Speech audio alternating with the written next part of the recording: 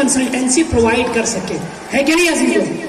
अब अगर उसके पास जाएंगे तो वो आपको मरने से बचा सकता है, आपकी नजात का सबब बन सकता है कि नहीं? अब मैं आपसे सवाल करूं, जब ये जिंदगी के तमाम शोबों में आपने इसको एक्सेप्ट कर लिया, मेरे समाज के हर इंटेलेक्चुअल ने इसको एक्सेप्ट कर लिया, हर बच्चा इसको एक्सेप्ट करता है, हर जवान एक्सेप्ट करता है, तो दीन के मामले में इसको एक्सेप्ट क्यों नहीं करते? तवज्जो चारो अजीज हो, दीन के मामले में आप क्यों नहीं एक्सेप्ट करते? दीन के मामले में हर एक को नंदा पे क्यों दिखा देते? तवज्जो चारो अजीज हो, क्यों आपने हर एक के हवाले, आपने जिसके हवाले लाइफ स्टाइल, ईस्ट में मौजूद लाइफ स्टाइल, वेस्ट में मौजूद लाइफ स्टाइल, अफ्रीका के जंगलों में मौजूद लाइफ स्टाइल, दुनिया के किसी गोशे में मौजूद लाइफ स्टाइल, जो भी लाइफ स्टाइल पाया जाता है, अल्लाह ने ये लाइफ स्टाइल इसलिए भेजा ताकि तमाम लाइफ स्टाइलों पर, तमाम तर्ज़ जिंदगी पर ये तर्ज जिंदगी गालिब आ जाए। यानी क्या मतलब? यानी सारी दुनिया ग्रेजुअली इसको एक्सेप्ट करेगी। एक वक्त ऐसा आएगा कि दुनिया इसको एक्सेप्टेंस की तरफ जाएगी, इस लाइफ स्टाइल को इतना हसीन तर्ज जिंदगी समझेगी कि इसको कबूल करेंगे। तो मैं तो चाह रहा हूँ हमारे भाई, हमारे बच्चे इस चीज पर गौर करें। उसके बाद क्या फरमाता है? बोलो करे हम मुशरिक, चाहे इनकार करने वाले जितनी कराहत कर सकते।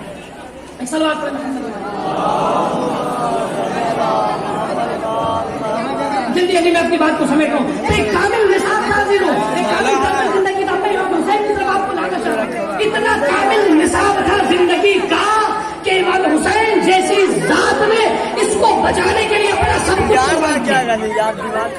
इमाम हुसैन की इतनी बच्ची जो आप आसान बना रहे हैं अजीजों, ये जो आजाद पूरा कंसेप्ट हम अहले बैत के चाहने वालों के पास, हम शियों के पास, हम चैलेंज कर रहे हैं दुनिया की बड़ी बड़ी ताकतों को, हम चैलेंज कर रहे हैं दुनिया की बड़ी बड़ी सियासतों को, हम चैलेंज कर रहे हैं दुनिया के बड़े बड़े थॉट प्रोवोकर को, हम चैलेंज कर रहे हैं दुनिया के बड़े बड़े साहिबाने नजर को कि दुनिया का एंड हमारे हाथ में, दुनिया का इख्तिताम हमारे हाथ में, दुनिया की मुसीबतों का सोल्यूशन हमारे हाथ में। मैं एग्जांपल देता चलूं, मौला कायनात की 4 साल हुकूमत थी। 4 साल हुकूमत में कूफे के अंदर मौला कायनात खुद क्लेम करते हैं, खुद कहते हैं दावे के साथ कि मेरी हुकूमत में 4 साल के दौरान में कोई भी मेरी ममलिकत या उसके आस पास के इलाके में रहने वाले एक शख्स ऐसा नहीं मिल सकता जो ये कहे कि मैं रात को भूखा सोया। तो जो शाहबाजी हो, हम इस कंसेप्ट को लेके चले, हम दुनिया को इस तरफ ले जाना चाह रहे हैं। हम दुनिया को इंट्रोड्यूस तो कराएं कि हमारे पास क्या है, हम दुनिया को इंट्रोड्यूस कराएं कि दुनिया में जुल्म का खात्मा हमारे जरिए होगा, हम दुनिया को इंट्रोड्यूस कराएं कि दुनिया में मिसाल के तौर पे अदल इंसाफ हमारे जरिए होगा, हम दुनिया को इंट्रोड्यूस तो कराएं। अजीजों में एक बात अर्ज करता चलूं, दुनिया को इंट्रोड्यूस कराने से पहले हमें खुद इसकी अजमत को समझना होगा। जब तक हम नहीं समझेंगे, आज अजीजों ये आजादारी को कम ना समझिएगा। अजीब, अल्लाह अकबर। इमाम खुमैनी का एक अजीब जुमला मैं अक्सर मजलिसों में इसको बयान करता हूँ। 250 साल सफवी हुकूमत और सल्तनत का सिलसिला, 250 ईयर्स, कोई कम नहीं होता है बादशाहत का सिलसिला। इमाम खुमैनी नाम के, रूहुल्लाह नाम के एक शख्स ने, एक अदीम आलिम दीन ने, एक अदीम मर्ज तकरीर ने इस सिलसिले हुकूमत को ज़ाहिर किया। आप सब जानते हैं इमाम खुमैनी जब तकरीर करने बैठे और जब हुकूमत के सवाल के बाद आपके हाथ में इख्तिदार है, मुहर्रम के अय्याम है, जब आप तकरीर करने बैठे तो आप जानते हैं आपने तकरीर में क्या कहा? अल्लाह अकबर, सलाम हो इन मजलिसों को, सलाम हो इन दस्तहाए अज़ा को, सलाम हो इन जुलूसों को, सलाम हो इन अज़ा खानों को। इमाम खुमैनी फरमाते हैं कि याद रखो, ये जो हमने हुकूमत को ज़ायल किया है, हुकूमत को हटाया है, अपनी ताकतों के जरिए नहीं हटाया, अपनी कुव्वतों के जरिए नहीं हटाया, इसी मुहर्रम और सफर ने हमारी हुकूमत को जिंदा किया और जालिम शाह की हुकूमत का खात्मा किया। वो जो चार अजीज हो, इसका मतलब क्या है? यानी इस मुहर्रम में इतना पोटेंशियल है कि कौमों की फिक्रें बदल सकती हैं। हमको इसके पोटेंशियल को समझा होगा अजीजों, हमें सिर्फ आजादारी करके गुजर नहीं जाना है, इसके अंदर कितना पोटेंशियल पाया जाता है। मिसाल के तौर पे 2 महीने 8 दिन के पीरियड के बाद मौला कायनात से किसी ने पूछा, मौला हमारी नमाज कबूल हुई है कि नहीं? तो जो चारों जी को उस पर गौर कीजिएगा, हमारी नमाज कबूल है कि नहीं? बहुत अच्छा लगा हमें जो नमाज कायम है। खुदा कौम के हर फर्द को ये तौफीक दे कि जब इस तरह की फर्श बिछे तो हर एक सफ में खड़ा हो। अंजुमन के माशाअल्लाह इंतजामिया ने बहुत इंतजाम किया और इंतजाम करें, आइंदा से बाकायदा खास एहतमाम करें वुजू खानों का, ताकि आने वाले लोग ये उज़्र ना रहे कि हमारे पास वुजू का एहतमाम नहीं था। अल्हम्दुलिल्लाह बहुत अच्छा एहतमाम था। इंशाअल्लाह इसको हमेशा बाकी रखिएगा। मैं जुमला कह के गुजर जाऊं, अगर दीन जिस्म है तो हुसैनियत उसकी जान है।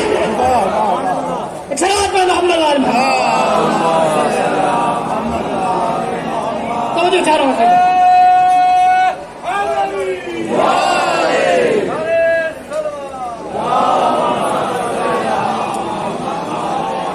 जो चारों लोग और कीजिएगा। यानी क्या मतलब?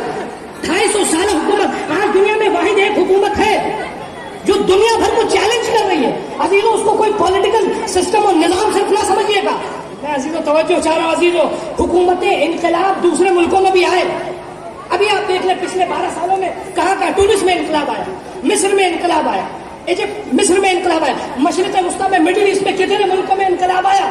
لیکن انقلاب آتا گیا ختم ہوتا گیا. جہاں سے شروع ہوا تھا وہیں آ کے ختم ہوا. مصر میں حسنی نامبارک گیا. حسنی مبارک نام ہے نا اس کا عزیزو. مبارک کسے کہتے ہیں؟ حسنی نامبارک کہیے. حسنی نامبارک گیا. اس کے بعد ایک مختصر سے وقفے کے لیے ایک دوسرا پپٹ آیا, وہ بھی گیا, پھر دوسرا آیا.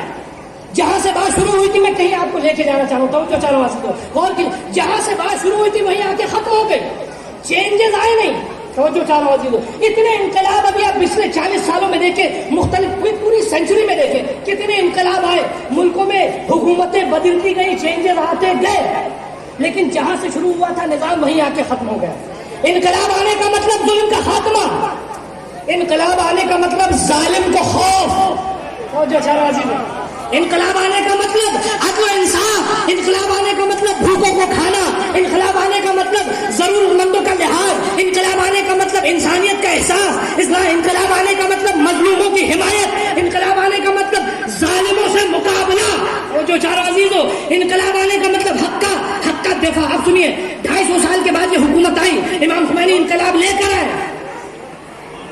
انقلاب کے بعد آپ کی اسپیچ کا حصہ یہ محرم السفر ہے کہ جس نے ہمارے اس انقلاب کو قائم کیا. عزیزوں قسم خدا کے اس جملے کو سن کے مجھے ایک دوسرا جملہ یاد آتا ہے کہ در خیبر اکھاڑنے کے بعد جب لوگوں نے پوچھا علی آپ نے کیسے خیبر اکھاڑا, تو آپ نے کہا ہم نے انسانی طاقت کے ذریعے نہیں, ربانی طاقت کے ذریعے اکھاڑا تھا. تو سارا عزیزوں اس کا مطلب کیا, یعنی یہ انقلاب صرف ایک سیاسی انقلاب نہیں تھا, ایک ربانی انقلاب تھا کہ جس کی جاؤں کی سچائی محرم سے ہو رہی تھی, سفر سے ہو رہی تھی, ذکر حسین سے ہو رہی تھی, یاد حسین سے ہو رہی تھی, جس کا پرچمدار علی کی یاد لے کے ہاتھ میں پرچم کو آگے بڑھا. جو ہے نا اتنا پوٹینشیل ہے. آپ اس پہ غور کیجیے اب کیا ہوا. خوب اس حکومت کا آئین اور اس کی اساس کیا ہے. اس حکومت کی آئین ہے علوی فکر. اس حکومت کا آئین, اس حکومت کی بنیاد کس طرح پر ہے. اسلام حلال محمد حلال الی یوم القیامہ, حرام محمد حرام الی یوم القیامہ. جس کو رسول خدا حلال کر کے گئے وہ حلال ہے قیامت تک, جس کو حرام کر کے گئے وہ حرام ہے قیامت تک. پورا آئین و نصاب اس کی اساس ہے تعلیمات اہل بیت. توجہ چاہ رہا ہوں, پورا آئین و نصاب اس کی اساس و بنیاد کیا ہے. اہل بیت کی تعلیمات, اہل بیت کی ٹیچنگ, اہل بیت کی تربیت, اہل بیت کا تعلیمی نصاب. یہ پورا نصاب لے کے اس عالمی حکومت کو قائم کیا. نتیجہ یہ تھا عزیزوں, قرآن مجید کا واقعہ بیان کروں تاکہ آپ تھکے بھی نہیں, تھوڑا سا آپ جو ہے تیار ہو جائے بات کرنے کے لیے. جناب موسیٰ کے دربار میں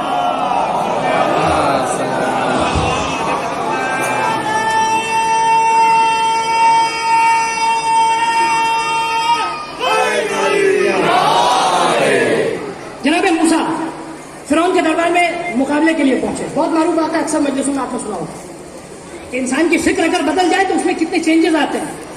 سب سے بڑا کام ہے انسان کے اعمال میں تبدیلی انسان کی نجات کا سبب نہیں بنتی ہے. لباس میں تبدیلی نجات کا سبب نہیں بنتی ہے. انسان کا ڈریس چینج ہو جائے اس سے نجات نہیں ہوگی. انسان نے بدلا اس وقت آتا ہے جب اس کے تھاٹس چینج ہو جائیں, اس کی فکر میں انقلاب آ جائے. جناب موسیٰ کے مقابلے کے لیے فرعون نے درباری جادوگروں کو بلایا. جادوگر قرآن کا قصہ ہے. جادوگر جب آئے تو ہاتھوں کو جوڑ کے فرعون کی قسم کھا رہے تھے. فرعون آپ کی عزت کی قسم, آپ کی جلال و کبریائی کی قسم, ہم جو ہے جیتیں گے. فرعون کے آگے سجدہ کرتے ہیں. لیکن بچہ غور سے سنے اس واقعے کو عزیزوں, میں آپ کی خدمت میں ایک فکر دے کر جا رہا ہوں, اس پہ غور کیجیے گا. فرعون کے آگے سجدہ کر رہے تھے. فرعون نے مقابلے کے لیے فرعون نے کہا کہ ٹھیک ہے ہم آپ کو اپنے کورٹ میں اسپیشل جگہ دیں گے. کوئی معمولی بات نہیں, بادشاہ کے کورٹ میں کرسی مل جانا. یہ لوگ بھی بہت خوش ہوئے. جیسی جناب موسیٰ آئے جناب ہارون کے ساتھ, جناب موسیٰ نے کہا درباریوں جو جادو اپنا دکھاؤ. درباریوں نے اپنا جادو دکھایا, ان کی رسیاں صاف بن گئی. پھر اللہ کے حکم سے جناب موسیٰ نے اپنے لکڑی پھر عصا پھینکی. عصا جو ہے ان کا اژدہا بنا. اژدہے نے تمام جادوگروں کے رسیوں کو نگل دیا. توجہ چاہ رہا ہوں, قرآن نے دونوں سیکشن پیش کیے. اگر اس کو فلمٹائز کیجیے گا تو میکسیمم 10 to 15 منٹس کا واقعہ ہوگا.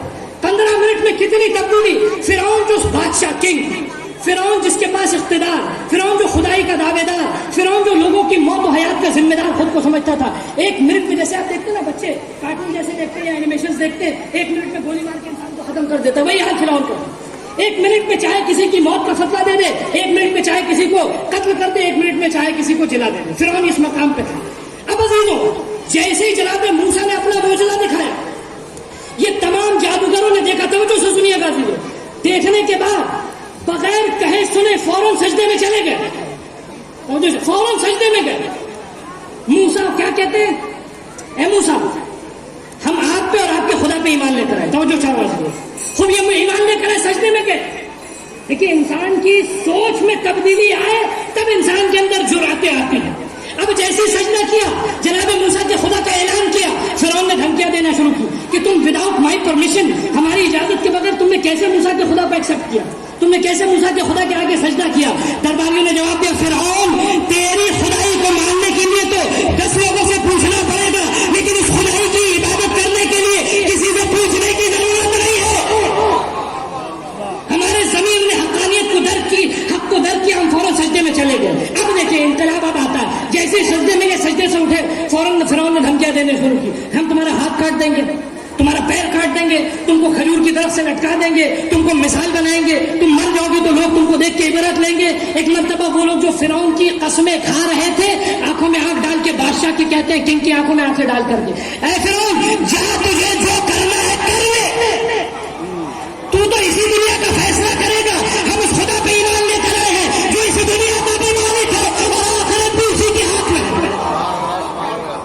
तो चारों अजीजों, इंसान के थॉट्स बदल जाए तो दुनिया के जितने भी बड़े फिरौन हो, निगाहों में निगाहें डाल के बात करता है।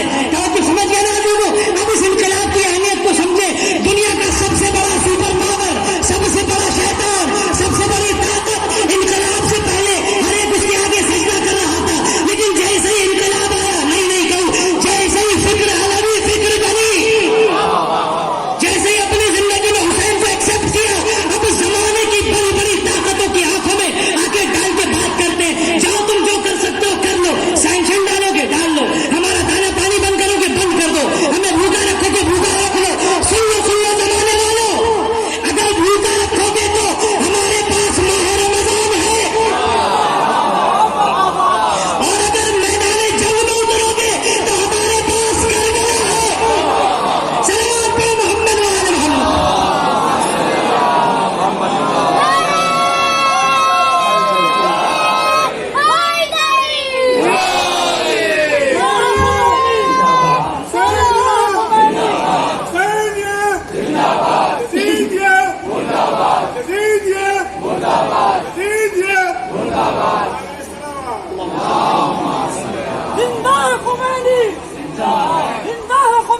जिंदा है अक़वाल ख़ुमैनी, जिंदा है अक़वाल ख़ुमैनी, जिंदा है अफ़कार ख़ुमैनी, जिंदा है अफ़कार ख़ुमैनी, जिंदा है रहबर की शक्ल में, जिंदा है रहबर की शक्ल में, जिंदा है नारा हैदरी।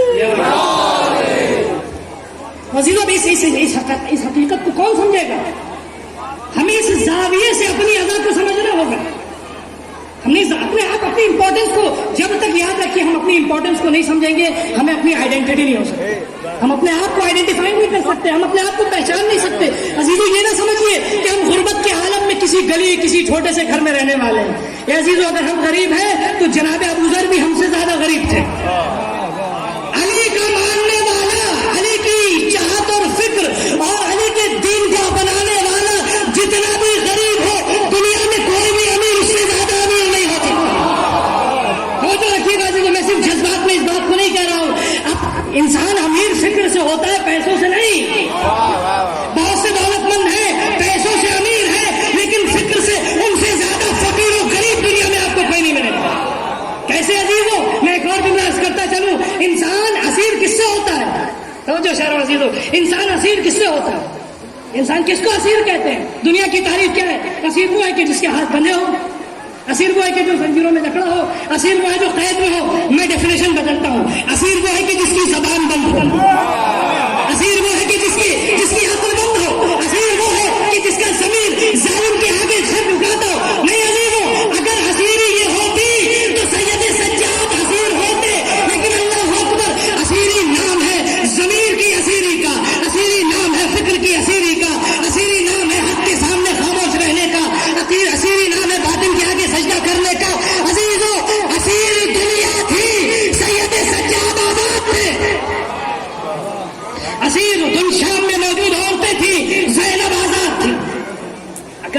اسیری سے کہتے ہیں، اسیری ظلم کے آگے زبان نہ کھلے، اس انسان کو جتنا بھی آگ ہو دو اسے اسیر کہتے ہیں۔ ظلم کیا کہتے ہیں؟ تو کیا یہ آئیڈیالوجی امام حسین کی اس عزا کو سمجھیے۔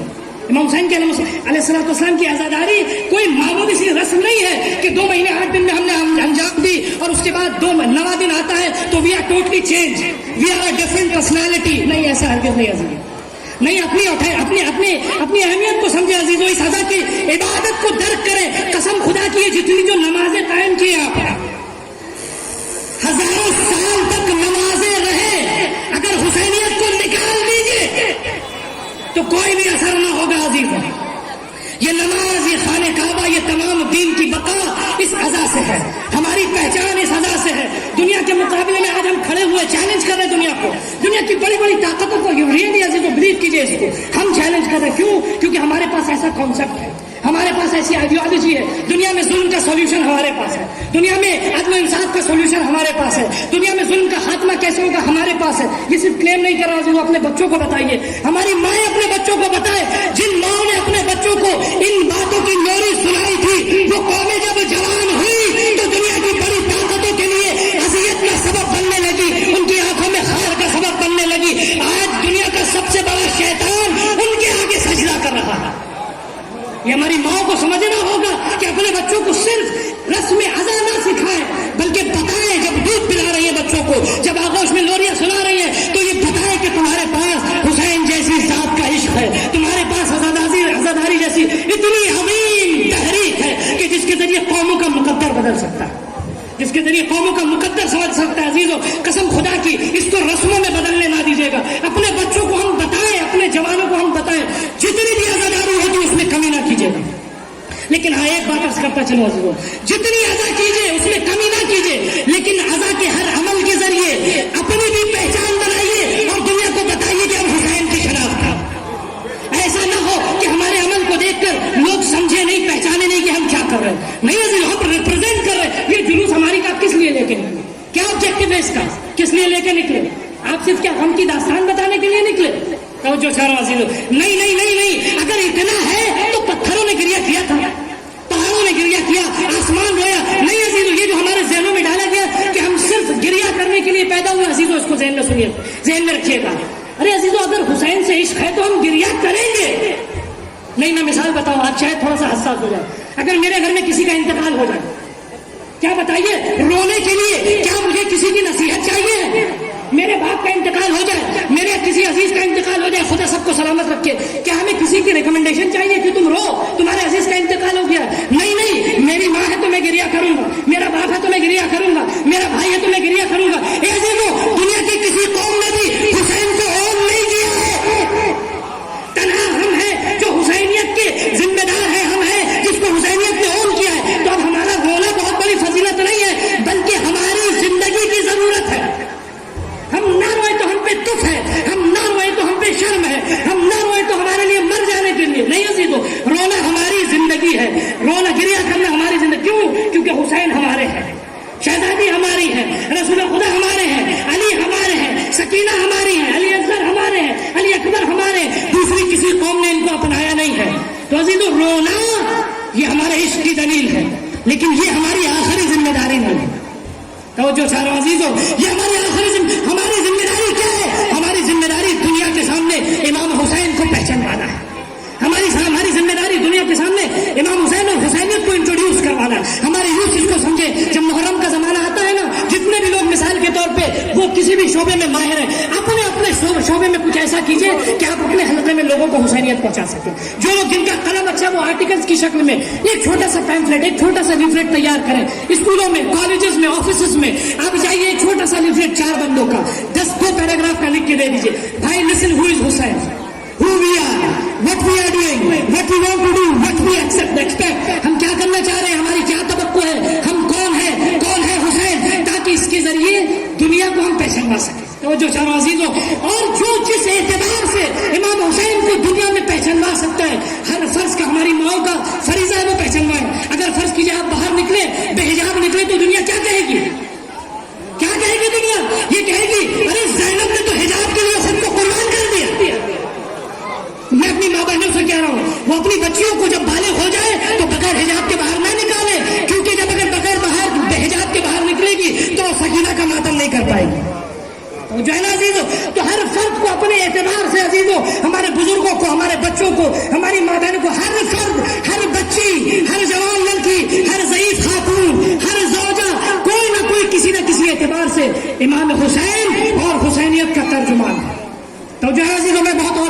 आपका वक्त नहीं लूंगा, बस अपनी इंपॉर्टेंस को समझिए, अपने आप को कोई मामूली रोने वाला न समझिए, अपने आप को समझिए कि आपके पीछे पीछे जनाब जिब्राइल चल रहे हैं, आपके पीछे पीछे आपके पैरों तले फरिश्तों ने अपने पर रखे हैं। ये जो आप धूप में खड़े हैं ना, फरिश्ते आपके सरों पे अपना साया लगाए हुए हैं। क्यों? क्योंकि आप हुसैन के मातमदार। बस अजीजों, समझना होगा अज़ादारी को, इसकी अजमत को समझिए। मैं एक जुमला और पिछले 2 साल पहले की मजलिस में भी मैंने कहा था, अगर आप इजाजत दें तो मैं कहूंगा, नहीं तो अपनी बात को कंप्लीट कर दूंगा।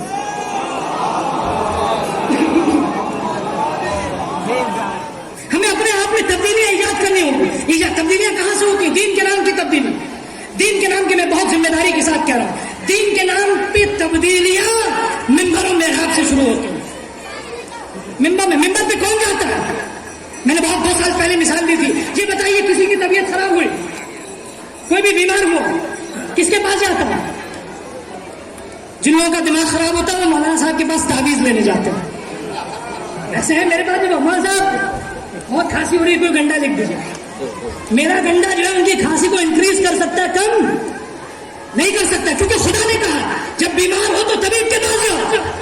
तो जो चारों बहुत जिम्मेदारी के साथ कह रहा हूं, बीमार हुए किसके पास जाते हैं? हार्ट फंक्शन नहीं कर रहा सही प्रॉपर तरीके से, वॉल्व सूज गए, ब्लॉक हो गई है, सफाई चाहिए उसकी, किसके पास जाते हैं?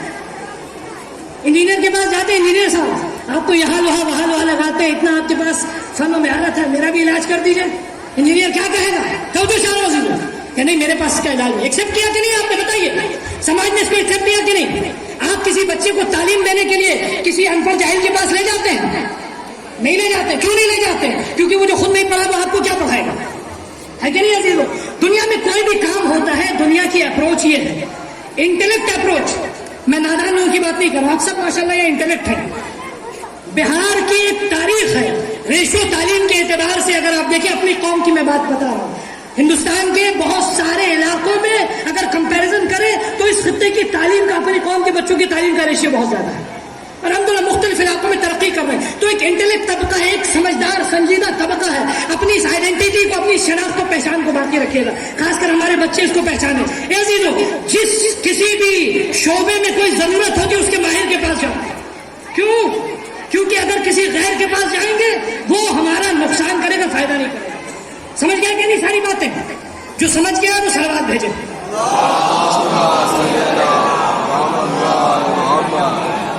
मैं टिपिकल मजलिस एकदम मेन स्ट्रीम से हट के आपकी खिदमत में बात करना चाह रहा हूँ, तवज्जो चाह रहा हूँ। आप हर शोबे में माहिर के पास जाते, क्यों? और वो भी तलाश करते हैं, जितना माहिर होगा उतना ही इलाज अच्छा होगा, है ना अजीजों? क्यों? क्योंकि माहिर जो होगा वो आपको सही रास्ता दिखाएगा।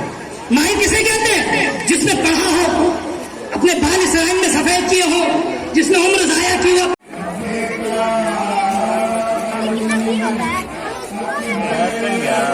नहीं आने तो ना